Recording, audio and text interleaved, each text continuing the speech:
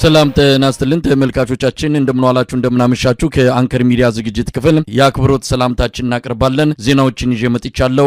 መሳይ መኮንን ነኝ።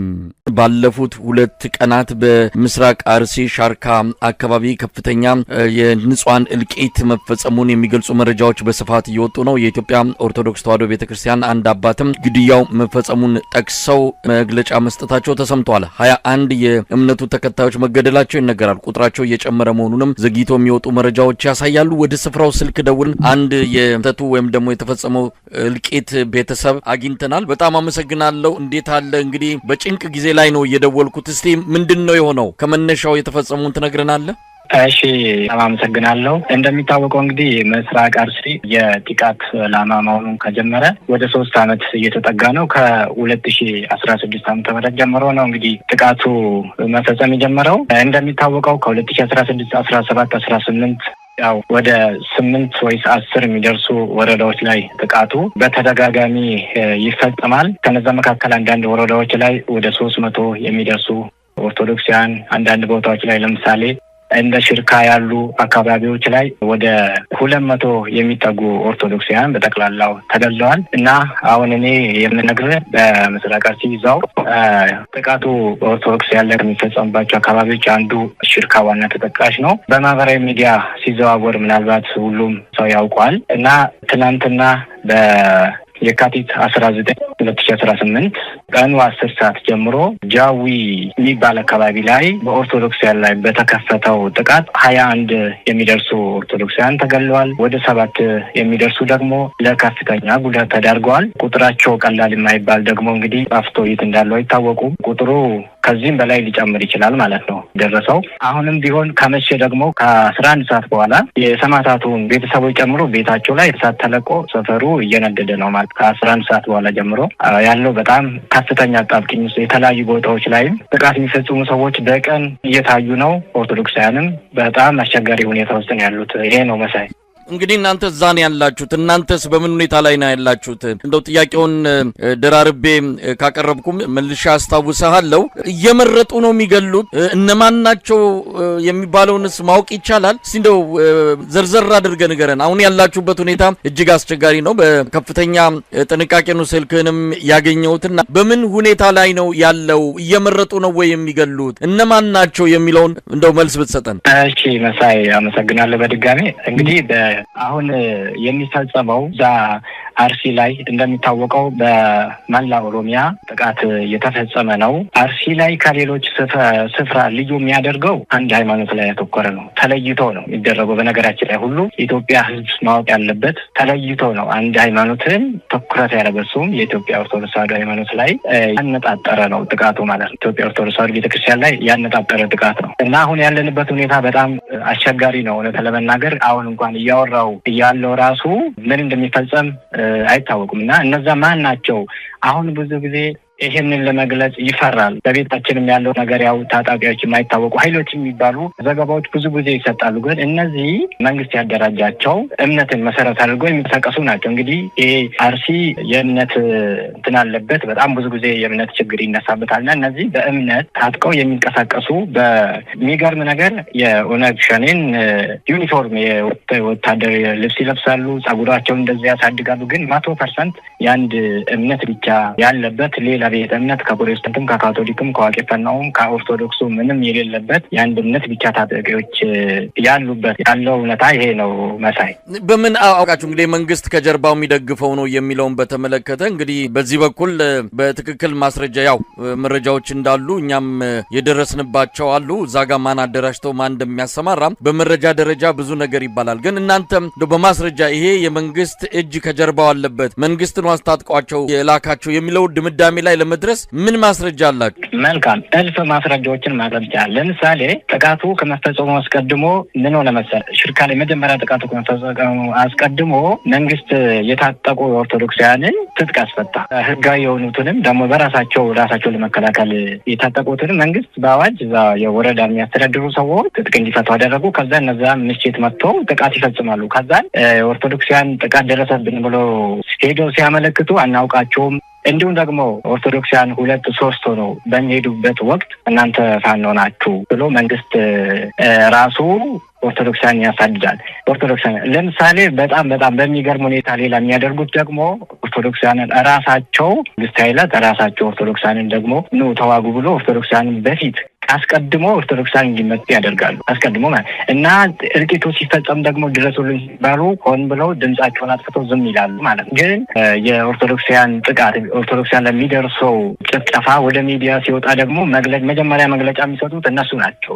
ሌላው ደግሞ መንግስት እጅ እንዳለበት የሚያሳየው ትጥቅም ስንቅም ያቀርባል። በነገራችን ላይ ውስጥ ላይ ሆነው ለምሳሌ እዛው ሽርካ ወረዳ ውስጥ ሆነው የሚያገለግሉ አሉ። ሲታገቱ ዜጎች ሲታገቱ ኦርቶዶክሳን ሲታገቱ ብር ሼር ይደረጋሉ ከዛ ከተጋጋሪዎቹ ጋር እና ብዙ ማስረጃዎችን ማቅረብ ይቻላል። እና ጥቃቱ ሲፈጸም ወደ ሚዲያ ሲወጣ አይ ጽንፈኞች ናቸው ሃይማኖትን ከሃይማኖት ለማጋጨት ይሄን ያደረጉ ብሎ እስከ ማጣጣል ይደርሳሉ እና ብዙ ማስረጃዎችን ማቅረብ ይቻላል። ከዚህ እንዴት ነው ግድያው የተፈጸመው? እስቲ ሁኔታዎቹን መለስ ብለህ እናንተም በምን መልኩ እንግዲህ እንዳመለጣችሁ ልትነግረን ከቻልክም። ይሄ እንግዲህ ተደጋጋሚ ነው፣ የመጀመሪያው አይደለም፣ ባለፈውም ተፈጽሟል። እንዲህ ተደጋጋሚ ነገር እየተፈጸመ ባለበት ሁኔታ ይህን ነገር ማስቆም ያልተቻለበት በአንድ ቦታ ላይ በተመሳሳይ ስፍራ እንደዚህ አይነት ነገር በየጊዜው ሲፈጸም በራሱ አገዛዙ ብቻ ሳይሆን እዛ ያለው ማህበረሰብ ዝም ብሎ ሞትን መጠበቁ በራሱ ምን ማለት ነው የሚል ጥያቄ የሚያስነሳ። ለማንኛውም እንዴት ነበር ግድያውን የፈጸሙት? ተደራጅተው መጡ? ጥይት ነው? በመሳሪያ ነው ወይስ በሌላ ስለት መሳሪያ ነው? ቤት ለቤት እየሄዱ ነው? እንዴት ነበር ግድያው ሲፈጽሙ የነበሩት? እሺ መሳይ ቅድሚያ ምን ያደርጋሉ መሰለ? ይለያሉ። የኦርቶዶክሱ ቤት የትኛው ነው ብሎ ይለያሉ። ከዚያ ያለው ነገር ይለዩና እነዚህ ኃይሎች በጣም የተደራጁ ናቸው። በነገራችን ቅድም እንዳልኩ የሁኔታዎች ሁሉ ዩኒፎርም አለባበሳቸው ጸጉር የሚያሳድጉበትም ወይ እነዛ እንደ ኦነግ ነው እና በነገራችን ላይ ወላ በጣም ብዙ ናቸው። ቀላል አይደለም፣ ቁጥራቸው ቀላል አይደለም። የታጠቁ ታጣቂዎች ናቸው እና በጣም ቁጥራቸው ቀላል አይደለም እና ከተለያዩ ቦታዎች ተሰባስበው እና ትላንትና ከቀኑ 10 ሰዓት ጀምሮ ጃዊ የምትባል ቀበሌ ያለች እሷን ከተለያዩ አቅጣጫዎች ከበው እንግዲህ ኦርቶዶክስ የሆነውን ሁሉ መጨፍጨፍ በመሳሪያ ማለት ነው በመስጫ ግን እነዚህ የታጠቁት ደግሞ በመሳሪያ ጥቃት ሲፈጽሙ ደግሞ ጀሌ የሚባል አለ። ጀሌው ገጀራ ይዞ ነው የሚወጣው። በነገራችን ገጀራ ይዞ ነው የሚወጣው። ምክንያቱም ይሄ ገጀራ እኛ ልጅ ሆነን ሕፃን ሆነን በየቦታው በየቤተ እምነቱ ሲከማች የነበረ ነው። ይሄን ዓለም የሚያውቀው ነው። በነገራችን ላይ ብዙ ጊዜ የጸጥታ ኃይሉ እንኳን ይዘው ለመንግስት በዛ ሰዓት እንግዲህ ከዘመን እኔ ማውቀው ከኃይለ ማርያም ደሳለኝ ጊዜ ጀምሮ ብዙ ገጀራዎች ገብቷል ወደኛ ወረዳ እና እነዚህ ጀሌዎች ይሄን ነው የሚጠቀሙት። ሌሎቹ እነዚህ የታጠቁት ደግሞ መሳሪያ ነው እና ሌላው ደግሞ ኦርቶዶክሱ ምን ላይ ያሉ ለምንድን ነው ዝም ብሎ የሚሞት የሚለው አንዳንድ ቦታዎች ላይ ሲከላከሉ ሲሞክሩ መንግስት ራሱ እነዛን ያጠቃል። በነገራችን ላይ ኦርቶዶክሳውያን ራሳቸውን ለመከላከል ሲሞክሩ አይፈቅድም አገዛዙ እዛ ያለው የወረዳው መዋቅር እና በጣም አስቸጋሪ ነው ያለበት ሁኔታ። እውነት ለመናገር በጣም ነው የሚከብደው። አሁን ያለበት ህዝባችን በጣም ጭንቅ ውስጥ ያለው እውነት እንደው የሞቱት እኮ አሁን አርፈዋል። በቃ እነሱ ታድሏል ብዬ ነው መስሉ። ግን አሁን እኛ ያለነው በጣም አስቸጋሪ ሁኔታ ውስጥ ነው ያለነው። እውነት ለመናገር መቼ መጥቶ ይገሉን ይሆን የሚል ነገር ጭንቀቱ ያ ነው። እንደው ከአካባቢውን ጥሎ መውጣትም እንድትችሉ ነው ሆን ተብሎ በዛ አካባቢ ለረጅም ጊዜ ቤተሰብ አፍርቶ ሀብት አፍርቶ መንደሩን የራሱ አድርጎ የሚኖር ማህበረሰብ ነው ያለው። ተደበላልቆ ያለ ነው። አሁን ይሄ ጊዜ መጥቶ ነው እንግዲህ እንዲህ አይነት አስከፊ እልቂት እየተከሰተ ያለው። ነገር ግን እንደው ራስን መከላከል የሚቻልበት እንደው ወደ አቅራቢያም ሄዶ ምክንያቱም ነገ ከነገ ወዲያ አሁንም እየተነጋገርን እያለ እንደገለጽክልን ከሆነ የጥይት ድምጽ እንደሚሰማ እንዲሁም ቤቶች እየተቃጠሉ እንዳሉ ነው የነገርከንና የሚከላከል የለም፣ የሚታደግ የለም። ስለዚህ ምንድነው ቆሞ ሞትን መጠበቅ የሆነበት ሁኔታ እንዴት ነው የሚቆመውና እንደው በተቻለ አቅም ከዚህ በኋላ የአንድም ሰው ህይወት እንዳይጠፋ ማድረግ የሚቻለው? እሺ እንግዲህ ልጠቅስልህ እንደሞከርኩኝ ኦርቶዶክሱ አሁን ይፈልጋል፣ ወጣቱ ራሱን መከላከል ይፈልጋል። በነገራችን ላይ ምክንያቱም ራስን መከላከል በመጽሐፍ ቅዱስም በተፈጥሮ ህግም በዓለም አቀፍ ህግም የሚፈቀድ ነውና ወጣቱ በተሻለ መጠን ራሱን መከላከል ይፈልጋል። ግን አስቀድሞ ምን ያደረጉ መሰለ? በኢኮኖሚ ዱቄት አድርገውታል፣ በኢኮኖሚ አድቀውታል። እንዳለ ከፍቶ ያልተዘረፈበት እህሉ ያልተቃጠለበት የለም ኦርቶዶክሱና እና ሲያግቱ ደግሞ ምን ያደርጋሉ? መሳሪያ እንዲገዛ ያደርጋሉ። በራሱ መሳሪያ ገዝቶ ደግሞ መልሶ እሱን ይገሉታል። የሚገርም ነገር በራሴ መሳሪያ ያው ካገቱ በኋላ መሳሪያ ያስገዛሉ። እና ኦርቶዶክሱ በቃ ዲናሊ በኢኮኖሚ ደቋል። ግን አሁን ያለው አማራጭ ብዬ የማስበው እኔ ወጣቱ በተቻለው በጠር ራሱን ባለበት እንግዲህ ዝም ብሎ እንግዲህ መሞት አይቀርም። በነገራችን የቀን ጉዳይ ወረፋ ጉዳይ ካልሆነ በቀር በተቻለው መጠን ራሱን መከላከል ነው። በቃ አሁን ከአባቶች እንደዚህ ቤተ ክህነቱ እንደዚህ ያደርግልኛል፣ ሀገረ ስብከቱ እንደዚህ ያደርግልኛል፣ መንግስት ይጠብቀኛል ብሎ ተስፋ ከማድረግ ወጥቶ በተቻለው መጠን ራሱን መጠበቅ ነው። በቃ ማለትም ራሱን መከላከል አለበት ባለው ነገር እና አሁን ትልቁ ነገር እኛ ጋር ያለው ነገር ዛሬም በቃ ተስፋ ያደርጋል። ተስፋ የማይሆኑትን ሰዎች ተስፋ ያደርግና ከዚህ መውጣት ያስፈልጋል ብዬ አስባለሁ። ጠቅላላ ግን ኦርቶዶክሱ በውስጡም በውጭም ያለው ኢትዮጵያዊ ማያ ያላቸው እውነት በሃይማኖት የማይመስሉ ሰብአዊነት እንዲሰማቸው ወገኖቻችንም ደግሞ ከጎናችን ሊቆሙ ይገባል። አገዛዙ ምን የሚያሰልፈውም እሱ ቢሆንም ጉዳዩን የሚያስፈጽመው እሱ ቢሆንም ግን እንዲያቆም እነዚህን አጥሾች ላይ እርምጃ እንዲወስድ ደግሞ ማድረግ ይቻላል ብዬ አስባለሁ። መሳይ አሁን በምን ሁኔታ ላይ ናቸው? ቀደም ሲል ጠቅሰልኛል። እንግዲህ ተጨማሪ ሞት ሊመጣ ይችላል። አሁን እንደምንሰማው 21 ሰዎች ነው የተገደሉት። ቁጥራቸው እየጨመረ እንደመጣ 28 ደርሷልም የሚል አንዳንድ መረጃዎችን እያየው ነው። ጥቃቱ ቀጥሏል። ምንድን ነው እንግዲህ ከዚህ በኋላ የምትሰጉትና የምትፈሩት? የሚጠብቃችሁ ከሌለ ምን ልታደርጉ ትችላላችሁ? ምንስ ነው ከዚህ በኋላ እየመጣባችሁ ያለው አደጋ? መሳይ አሁን ያለው ነገር ቅድም ልገልጽልህ ሞክሬያለሁኝ። ስጋቱ እንደጨመረ ነው። በነገራችን ላይ ስጋቱ እንደጨመረ ነው። የቁጥሩ ጉዳይ ጠፍቶ ያልተገኙም ገና አሉ። ነገራችን ላይ ለምን ለማጣራትም በጣም አስቸጋሪ ነው። እንኳን ለመቅበር የሄዱት እንኳን በጣም በአስቸጋሪ ሁኔታ ውስጥ ነው ቀብሮ የመጡት። በጣም ጥቂት ሰዎች ናቸው የቀበሩት ቀብሩ ላይ ራሱ የተገኙትና ችግሩ ይቀጥላል። መፍትሄ ያገኛል። አንደኛ የሚፈጸመው ጥቃቱ በመዋቅር ነው፣ በመንግስት ድጋፍ አለው።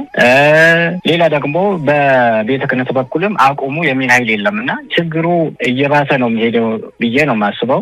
መፍትሄውን ቅድም ጠቅሼልሃለሁኝ። ህዝቡ በተቻለ መጠን በእርግጥ መሸሽ አይቻልም። አሁን በጣም የሚያስጠላው አርሲ የመሬት አቀማመጡ ራሱ ያስጠላልና ዙሪያው የተከበበ ነው። አሁን እንደ ሌላ ክልል አይደለም፣ እንደ ሌላ ዞኖች አይደለም። የትም ማምለጥ አትችልም። በነገራችን በዛ ስትወጣ አሉ በአራት መቅጣጫ የተያዘ ነው እና ያለው አማራጭ ህዝቡ ራሱን ማዳን አለበት። ራሱን የሚያድንበት መንገድ ደግሞ በተቻለው መጠን ራሱን መከላከል ነው ያለበት ብዬ አስባለሁ። እኔ መሳይ እንደው ጥሪ የምታደርጉት አለ? እንግዲህ የኢትዮጵያ ህዝብ ይህንን በከፍተኛ የሀዘን ስሜት እየተከታተለ ነው። በአገዛዙ በኩል መፍትሄ መስጠት አይደለም፣ በተለያዩ ብልጭልጭ ፕሮጀክቶች ሰው ትኩረቱን ወደ እነዚህ አይነት የሀገር ህመም የሀገር ስቃይና መከራ ወደ ሆነው ጉዳይ እንዳያተኩሩ በትንንሽ ብልጭልጭ ስኬቶች ማደንዘዝ ላይ ነው አገዛዙ ትኩረት ያደረገው። ስለዚህ የኢትዮጵያ ህዝብ ምናልባት የምታስተላልፉለት መልእክት ካለ? እሺ፣ የማስተላልፈው መልእክት መጀመሪያ በውስጥም በውጭ ያለው ኦርቶዶክሱ ምዕመን፣ ሁለተኛ ደግሞ ሲቀጥል በሃይማኖት ባይመስለንም በኢትዮጵያዊነት በሰብአዊነት የአዳም ልጅ በመሆናችን ብቻ የምናምን ሁላችን የእውነት ህዝብ እያለቀ ነው። የሚገርም ነገር 70% በላይ አርሲ ኦርቶዶክስ ከገጠሩ ተሰዶ አልቋል ማለት በቃ ወደ ከተማ ተሰዷል። ኢኮኖሚ ደቋል። በቃ እውነት ዘሩ እየጠፋ ነው። የህዝብ ዘሩ በዝምታ ውስጥ ዘሩ እየጠፋ ስለሆነ ይሄን ህዝብ እንድትታደጉ ከዝምታ እንድትወጡ እውነት አውደ ምሕረት ላይ ቆማችሁ የምትሰብኩ አባት ዛሬ እውነት በፊታችን ቆማችሁ በሚዲያውም በየትኛውም ስለ ሰማዕትነት በቃ አትችሉ። በምን ሞራል ነው የምትሰብኩት? እና እውነት ይሄ እያለቅ ያለውን ህዝብ ድረሱለት ነው የምለው። ያለኝ መልእክቴ ነው። አመሰግናለሁ። በጣም ነው የማመሰግን። እንግዲህ መልሼ እደውላለሁ። ያለውን ሁኔታ እየተከታተልን እንግዲህ መረጃውን ለህዝብ እናቀርባለን ማለት ነው። እንግዲህ ራሳችሁን ጠብቁ። አመሰግናለሁ። እሺ መሳይ፣ እግዚአብሔር ያክብርልኝ። በጣም ነው የምናመሰግነው።